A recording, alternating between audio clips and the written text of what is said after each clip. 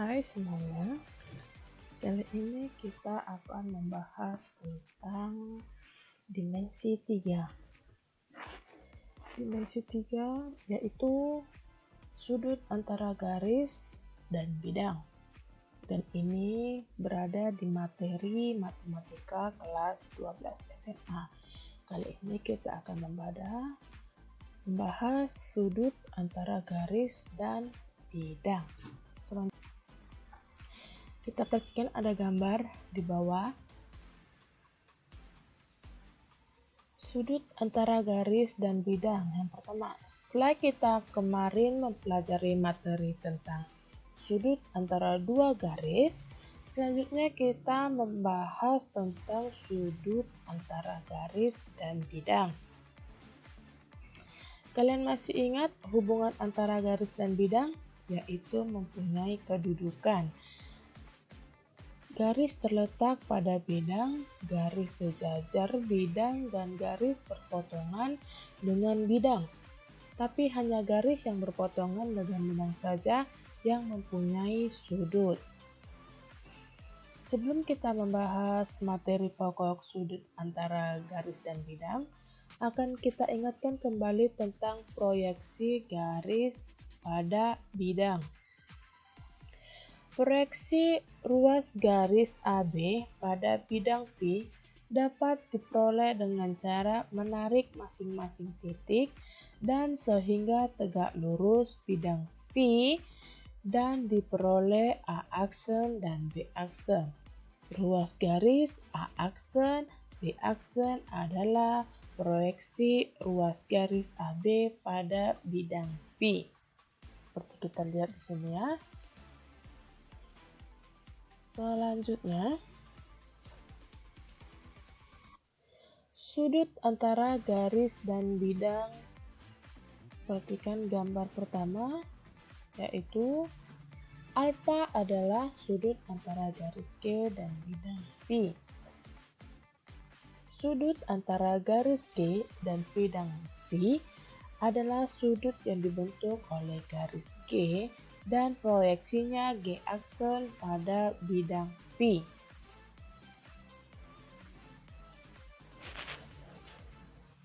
Selanjutnya, perhatikan gambarnya. Sudut antara garis dan bidang. Sudut adalah kemiringan yang dihasilkan antara garis dengan garis atau garis dengan bidang. Sudut pada dimensi 3 biasa disimbolkan dengan alfa, beta, atau theta. Jika garis G tidak gerak lurus pada bidang alfa, maka sudut antara garis B dan bidang alfa adalah sudut lancip yang dibentuk oleh garis G dan proyeksi garis G pada bidang alfa.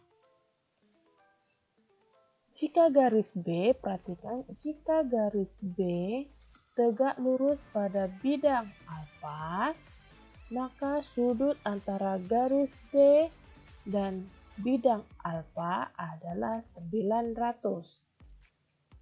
Selanjutnya, jika garis B terletak pada bidang alfa atau sejajar dengan bidang alfa, maka sudut antara garis B dan bidang alfa adalah 0.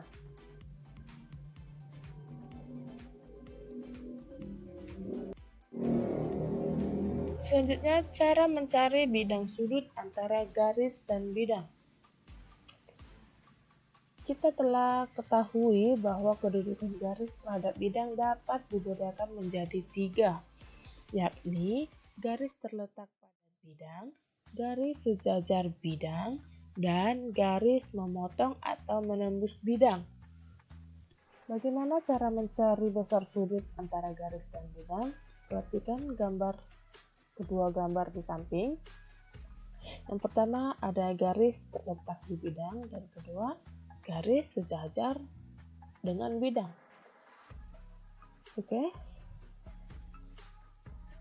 Gambar di samping merupakan kedudukan garis terletak di bidang atau berhimpit dengan bidang dan kedudukan garis sejajar dengan bidang. Kita ketahui bahwa bidang adalah himpunan garis-garis yang anggotanya terdiri lebih dari satu buah garis.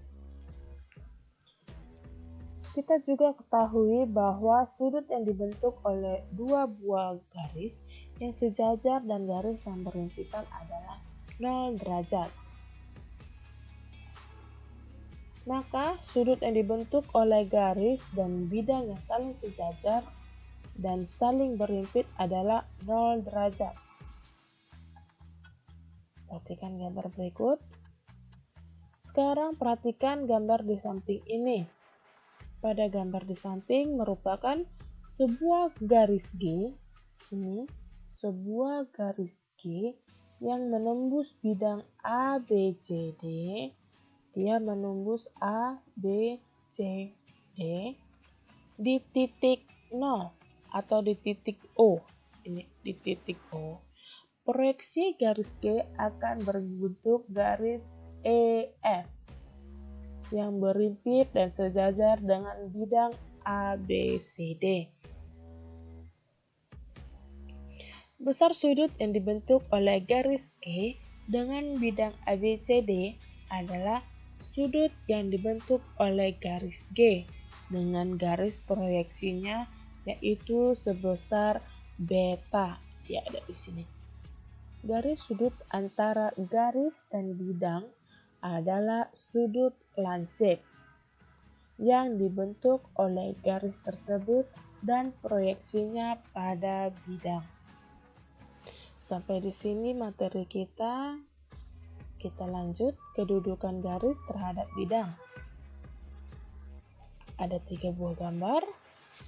Yang pertama, terletak pada bidang jika seluruh garis berada pada bidang, sehingga seluruh titik pada garis saling berhimpit dengan titik-titik pada bidang. Tidak ada jarak antara garis dan bidang. Yang kedua, sejajar bidang. Jika seluruh titik pada garis memiliki jarak yang sama terhadap titik B di garis sejajar bidang ini ya. Jika seluruh titik pada garis memiliki jarak yang sama terhadap misal jarak titik A di garis terhadap titik A aksen di bidang adalah sama dengan jarak titik B di garis terhadap titik B aksen di bidang. Selanjutnya, memotong bidang. Jika garis dan bidang saling tegak lurus. Di sini gambar ketiga, garis menembus atau memotong bidang. Sampai sekian materi kita hari ini. Kita akan lanjut di video selanjutnya. Terima kasih.